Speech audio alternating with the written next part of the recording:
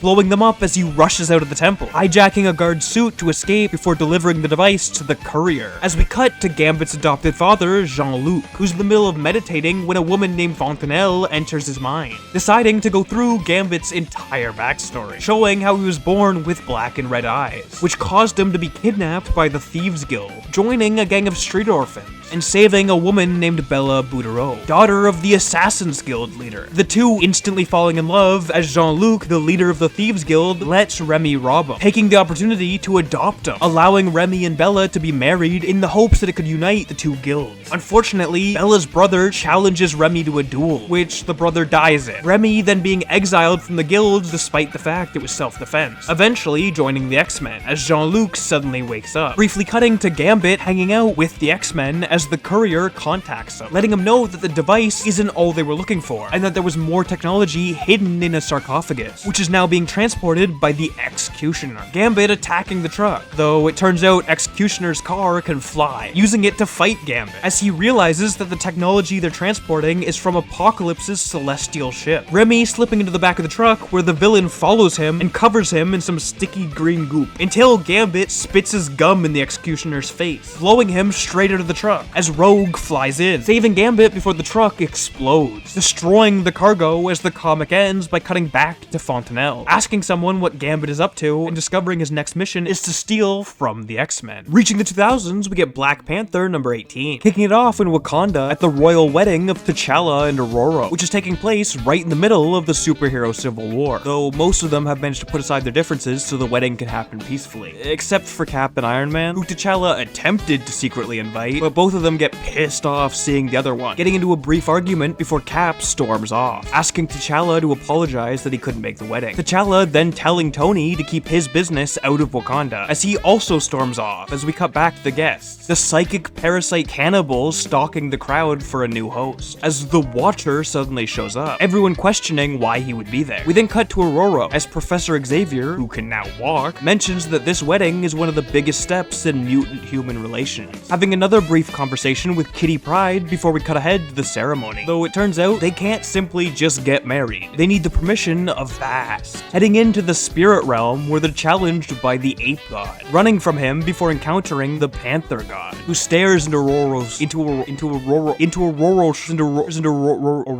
soul, deeming her worthy and allowing T'Challa and Aurora Monroe to officially marry. We then jump ahead to the reception as Doctor Strange notices the cannibal parasite, quickly abandoning its host to hide inside someone else. As we cut to Spider-Man commenting on how he thinks Manape's name and costume are stupid, which pisses him off, getting into a drunken brawl that Spidey easily wins. The comic ending with T'Challa and Ororo in bed receiving a message from Doctor Doom, claiming that in this strange time where friends aren't who they used to be, maybe the same applies to enemies, asking for an opportunity to talk as T'Challa jokes about honeymooning in Latveria. We get the weirdest wedding by far next. Like, I genuinely guarantee not a single one of you will be able to guess who's getting married in Dark Reign Fantastic Four #2. A group of Hammer agents have stormed the Fantastic Four's headquarters, shutting off the power right as Reed is testing a new machine, which accidentally sends Johnny, Ben, and Sue into an alien dinosaur reality without Reed noticing, which also means that the only people in the building that the Hammer agents are able to find are Franklin and Valeria. Franklin threatening them with toy guns while Valeria builds an actual weapon, though it turns out the agents are just trying to give them a legal notice to shut down the Fantastic Four. The kids then try to find the rest of the group, noticing the broken power box before we cut to Reed. As it turns out, the superhero world has kinda gone to shit recently, so he wants to fix it, deciding the best way to do that is by viewing alternate realities to discover how they fixed it, claiming the moment everything went wrong was the Civil War, engaging the machine right as Valeria turns the power back on, compressing space-time, which somehow shoots the rest of the group into a weird medieval alternate reality, where they are royalty, their head guard Cap announcing that a man of iron is attempting to start a revolution, declaring that all men must submit to a code that makes them equal, then claiming "'tis the clobberin' hour," as we cut back to Reed, checking out alternate realities, like one where Reed removed everyone's powers, or one where Cap and Tony were never involved, so Reed easily handled the whole thing, even finding a universe where Captain America marries a female version of Tony, allowing Reed to enact the 50-state initiative, ending the Civil War. Eventually, he notices the one constant through every success is that it was him alone that solved it, deciding to do a bit more research, which ends up compressing space-time again, launching the rest of the group into a pirate reality as the comic ends. We get our only cyber marriage in Mighty Avengers #36. Janet Van Dyne has been trapped in underspace, a part of the universe so small it's below the microverse. Hank Pym creating millions of Jocasta robots to help keep her body and mind intact. Unfortunately, the real Jocasta is a little pissed off about this, which isn't even the worst of their problems,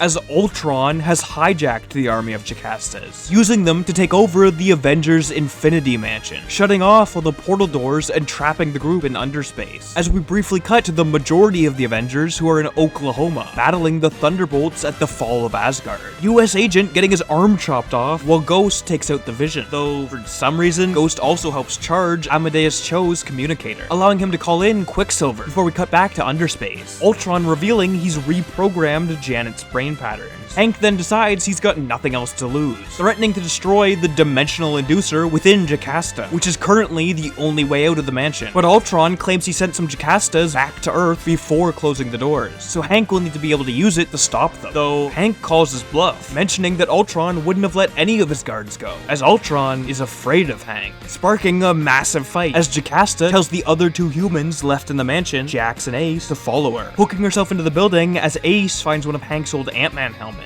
We then cut back to Hank as Ultron realizes he's lost control of the Jocastas and the mansion, still threatening to fight Hank one-on-one until Jocasta takes control of Janet, offering a peace deal. Jocasta will finally let Ultron marry her, which he's been trying to do for decades, in return for him leaving the mansion. Ultron immediately saying yes, as Hank Pym officiates their cyber marriage, though Ultron questions, now that he's connected to Jocasta, he controls the mansion again, so why would he abide by the deal anymore? Hank revealing that Ace has activated the Pym Wave, which will summon every Avenger. Ultron claiming that it's not possible as doors start opening, every single Avenger stepping in as Hank demands that Ultron leave through a door into the far reaches of space, which he does as suddenly the Avenger holograms disappear. As it turns out, Ace was using Hank's old helmet to control a bunch of flying ants with image inducers. The comic ends by cutting back to Oklahoma as Loki battles the Void, Hank showing up to inspire the nearly defeated Avengers. We get a world record for most characters on a comic cover next with Deadpool #27, kicking it off at a museum where Deadpool and his S.H.I.E.L.D. agent friends are fighting some ultimatum soldiers, Wade announcing that he's getting married to Dracula's ex, Shikla, easily beating the goons and leaving the museum where Shikla's limousine is waiting. So another ultimatum soldier shows up, exploding the limo, which pisses Shikla off, slicing the guy in half before transforming into a more humanoid form, bringing the trio to the monster metropolis under New York, and tripping Deadpool for fun before heading home. home. Wade and the agents then try to return to the surface, but end up having to fight off some vampires by using something borrowed and something blue, before Wade realizes he hasn't found an officiant for the wedding yet, asking Strange, Cap, and Logan, though they all say no, as suddenly Nightcrawler bamfs in, cutting ahead to the wedding day as he helps Wade with his tie. The gang then recreating Abbey Road for no reason, like they're not even in the right city, but it's definitely an Abbey Road reference, while Wade mentions that he hopes he got the braille right on Blind Owl's card. As we cut to her at a gang funeral, eventually they arrive at the park where Shikla is waiting, the Watcher even showing up, which means that Deadpool's wedding is canonically one of the most cosmically important weddings. Unfortunately, it starts to rain, but Thor quickly fixes it before Nightcrawler begins to speak, the two exchanging their vows as Wade Wilson marries Shikla. Cutting ahead to the after party as Deadpool and Shikla start to dance, mentioning that Wade might have finally gotten a happy ending, though the comic ends with Ultimatum discovering Deadpool has a daughter and beginning to search for anyone who could possibly be taking care of her. We get one of the shortest stories on the channel in Marvel's 75th anniversary celebration #1. Now this comic features a bunch of different mini stories, but our wedding doesn't appear in any of them. Instead, in between those stories, there's a bunch of unused comic covers from Marvel's history. One of them showing Squirrel Girl marrying Rocket Raccoon, though apparently she doesn't know he's a raccoon. We finally get the wedding foreshadowed 2 decades before in X-Men Gold #30, starting with a flashback to Colossus returning from the original Secret Wars, mentioning that he fell in love with a woman there and it's messed with his feelings for Kitty Pryde. Cutting to the present at the wedding of Colossus and Kitty Pryde, the duo heading to the rehearsal dinner, which contains both the present and 60s versions of the original 5 X-Men, along with Lockheed showing off his new dragon family, before Kitty and Magic sneak onto the roof. Kitty mentioning that Magic doesn't seem very happy about her best friend marrying her brother, her responding that she is happy, but Kitty sees right through it, convincing her to admit that she thinks if Kitty and Piotr were meant to be together, it would have already happened by now. Magic immediately regretting it as we cut ahead to the wedding day, Nightcrawler admitting he's gonna propose to Rachel Summers after the wedding, as we briefly see Logan watching them from afar before everyone arrives at the ceremony. Kurt nearly forgetting the rings as Piotr spots Kitty walking down the aisle, the rabbi mentioning a lot of the troubles the couple has had to face, as Kitty puts the ring on Piotr's finger, and he in turn goes to put it on hers, until his hand phases right through. Kitty instantly apologizing as she sinks into the floor, Piotr asking Kurt to teleport him away, as the comic cuts to the would-be reception, everyone questioning what happened, as Magic blames herself, Rogue attempting to reassure her as we cut to Kitty and Piotr, at the same spot from the flashback earlier. Piotr questioning her as she explains she simply doesn't know. She wants to marry him, but their history is too messy, him asking where that leaves them as we cut back to the reception. Storm mentioning that it might have been fortunate. It's better for things to fall apart now than years down the line, as marriage is hard. It requires a feeling that you'd rather not go on living than spend another day apart, which Gambit agrees with, standing up, walking over to Rogue, and immediately proposing, just as Piotr and Kitty walk in, asking them not to let the evening go to waste, as Rogue says yes. Cutting ahead to the duo exchanging their vows, as Remy LeBeau and Anna Marie are finally married, 24 years after Rogue caught Jean's bouquet. We get our only Alabama wedding in Thor #3. Thor's brother Balder has become the king of hell, though Hela and her brother Fenris have shown up, along with Thor's brother Tyr, to battle Balder, Thor, Loki, and their dog Thori for control of hell, sparking a massive fight where Thor drags Fenris into a lake, the waters attempting to poison his mind with thoughts of doubt, though Thor overcomes them, bursting out as the group mentions that the realm is currently being attacked by the Queen of Cinders, and them all fighting between themselves is just gonna help her invasion, deciding to team up, as Loki comes up with a plan. Balder will marry Hela, Loki walking his daughter down the aisle as the ceremony for Hela to marry her uncle Balder begins, though Thor and Loki start talking, claiming that even the combined armies of Balder and Hela won't be enough. They need warriors from Valhalla, Loki responding that only Odin and the Valkyries know its location, but Thor mentions there's a much quicker way to get there, Hela saying I do, just as they're interrupted by Loki stabbing Thor in the chest, arriving at the gates of Valhalla and meeting a Valkyrie, as Thori starts to attack Loki, but they do manage to get the ceremony back on track, the officiant asking if anyone objects to the marriage, a voice booming out as Hela says she forgot to mention she's already spoken for, as Thanos walks in. We get the first repeated bride in Fantastic Four #5. Johnny Storm has organized Ben Grimm's bachelor party, inviting a bunch of his friends, including Quill and Rocket from his time with the Guardians. Unfortunately, when Spidey swings up, he finds out he's not invited to the wedding, as Ben doesn't want any superheroes there, claiming it always ends in disaster. Thundra also decides that Alicia's bachelorette party sounds boring, deciding to go with the guys as the bus bus drives off. Johnny realizing that he's had failed relationships with most of the women in Alicia's party. As they arrive at a wrestling event that it turns out Ben is participating in, getting his ass whooped. They then head out to a bar to drink some Asgardian ale as Spidey starts to give a toast, though Ben realizes it's just his wedding speech, cutting him off as a giant cake is dragged in, the Serpent Society bursting out and causing a massive fight as Johnny tries hitting on one of them, getting punched out as a no, briefly cutting to Alicia's party as Sue describes to her which direction a man is helicoptering, cutting back to the guys' party as the serpents are arrested and they begin to play poker, Rocket betting on Thor's metal arm, quickly cutting ahead as Thundra wins literally everything the guys had, Johnny attempting to invite her as his +1 to the wedding, but Ben interrupts him, demanding no superheroes, which causes a brief fight, destroying the bar before everyone heads home. Johnny and Ben sitting down on a curb outside, mentioning that the awful party is all Reed's fault since he bailed organizing it at the last minute, as Ben asks Johnny why he was hitting on so many people, him admitting that everyone around him has grown up, but he seems perpetually stuck as a bachelor. Ben simply telling Johnny to make the leap whenever the time feels right, claiming his favorite part of the night was their conversation. As we cut ahead to the wedding day, the gang flying to Arizona, though Sue mentions that Reed claimed he was too busy to come with them, but he promised he'll meet them there. As they start to drive to the ceremony, Reed zooming up at the Fantasticar as Alicia walks down the aisle, and the rabbi begins to speak, though suddenly they're interrupted by a massive hologram of Doctor Doom, announcing he's gonna save the world, as Galactus has arrived in Latveria, but he doesn't want the Fantastic Four to interfere. Ben getting pissed off as Alicia mentions she can wait for him to save the world, but Reed says no, claiming he's been working hard to make sure this moment is perfect, setting off a chronal displacer which freezes the ceremony in time, allowing Ben Grimm and Alicia Masters to be married, the time bubble popping as the comic ends with them flying off. We get the strangest wedding in Thor number 25. Now, the main plot of the comic is about Thor and Iron Man fighting the Hulk, but our wedding doesn't actually appear in that, instead showing up in a bonus story based on Norse mythology, starting with Thor storming into Loki's room, asking for a favor, as Mjolnir has been stolen by the Frost Giants. Loki showing up to their palace where it turns out their king wants to marry Angela. Unfortunately, she's not chill with marrying him just to get Thor's hammer back, so Loki suggests another idea, the duo getting dressed up as they travel to the Frost Giants' palace for Thor and Thrym's marriage. But Thrym ends up slapping Thor's ass, which pisses him off, demanding that his new husband bring the hammer, which they do, Thor then using it to brutally murder the entire room, as Loki mentions that Thor will have to start wearing black now. We really stretched the definition of wedding in Daredevil number 4. Matt has just taken control of the Fist, a rival organization of the Hand, flying out to their headquarters with Foggy Nelson and Cole North to meet up with Elektra, though it turns out she's gotten Stick to join them, which annoys Matt as one of the Fist starts to make fun of his costume, so he starts to intimidate them until Doc Samson walks up, revealing that Matt has hired him to work as the Fist psychiatrist. We then cut ahead to Matt, Elektra, and Stick discussing some ancient prophecy, announcing that the Hand has found a new Fist of the Beast, Frank Castle, and that Matt himself has been named the Beast of the Fist. But Stick mentions he has his own prophecy about the King and Queen of the Fist, briefly cutting to Cole North being intimidated by the Fist member from earlier, before cutting back to Matt and Elektra as they've suited up, Foggy attempting to join them for the ceremony, but Elektra mentions that he'll most likely die, so they start to climb up the mountain alone, eventually arriving at a cave where the souls of the Hand's dead reside, the duo walking in as a massive battle ensues, the comic cutting back and forth between Elektra and Matt fighting the dead Hand soldiers, and Cole North getting into a sparring match with the Fist member, both Cole and Matt managing to win their fights, as the couple falls to the ground exhausted, Stick walking into the cave and asking them if they relinquish their old lives, officially pronouncing Matt Murdock and Elektra Natchios husband and wife. And we've reached our most recent wedding in Invincible Iron Man number 10. Rhodey has been falsely accused of murder, ending up in prison, though he gets a call from Tony Stark, who's at a Hellfire Club party as he's recently become their Black King. But they quickly notice that both of them think the other one started the call, as a group of inmates walk up to Rhodey, Tony realizing that the villain Fei Long wants him to hear his best friend die, hanging up the call so Rhodes can try to fight back as Tony heads to confront Fei Long, suddenly being stopped by the Kingpin, mentioning that the arrangements Tony asks for have been made, Rhodey being saved by Sandman and a powerless living laser, as we cut back to the party, Tony's assistant Kendall storming in to attack Fei Long, but Tony pulls her into a back room, as it turns out she's actually Emma Frost in disguise, wearing a power dampening ring so that Fei Long's sentinels can't detect her, kneeing Tony in the crotch and dropping the ring, but Tony begs her to put it back on, as he just needs a bit more time to get the information he needs from Fei Long, who just so happens happens to walk into the room right as Tony is on one knee. The duo quickly discussing it in their head and agreeing to get married just to keep their cover as they return to the party. Tony mentioning that he's only getting married to avoid a bad HR situation. Fei Long asking if he's invited, but Tony says no, which he hopes will actually bait Fei Long into coming. We then cut ahead as the new couple arrives in Vegas, separating for the night so that Tony could steal a machine that builds other machines from Zeke Stain, hiring Deadpool to transport it, before cutting to the wedding. Fei Long arriving just as Tony hoped, as Emma removes her ring for the ceremony, immediately knocking Fei Long out as the duo enter his mind. Emma absorbing everything he knows about the Sentinels. As it turns out, he'd also destroyed a video that Howard Stark had filmed about some mysterious new metal he discovered outside of the universe. Fei Long suddenly waking up and attacking Tony, but Emma easily knocks him out again, deciding to check out what made him so evil, and realizing it's just pure ego and spite for the fact that his parents got mutant abilities and he didn't. Emma decides not to kill him as they wake him back up. Tony Stark and Emma Frost officially getting married. Well, technically only Tony is legally married because Emma is pretending to be another woman. The duo then driving off as the comic ends with Emma mentioning that the metal Howard described sounds a lot like the mutant metal Mysterium that they mine from the Phoenix's white hot room, asking him how much he needs as he responds, all of it. And that's it. Normally I don't do outros for these videos, but because I know I'll get comments asking why I didn't include certain characters, here's a list of Rivals characters who've been married, but their wedding wasn't shown in the comics, so it doesn't fit the video. Moon Knight has been married to Marlene Alaroon. The Punisher has been married to Maria Falconio. Venom, or specifically Eddie Brock, has been married to Anne Weying. Doctor Strange has been married to the Sorcerer Clea. Hawkeye technically did get married to Mockingbird in a comic, but it was a Vegas wedding that happened during a time skip. Black Widow has been married to the Red Guardian. So yes, her father in the MCU is actually her ex-husband in the comics. A future version of Cloak and Dagger turned out to be married in a comic that literally just came out in October. Star-Lord has never been married, but he did get engaged to Kitty Pryde once. And finally, Adam Warlock has been married to her in a What If story that I've actually already covered in my video about the Rivals characters' children, which you can watch in this playlist of all my videos about Rivals characters.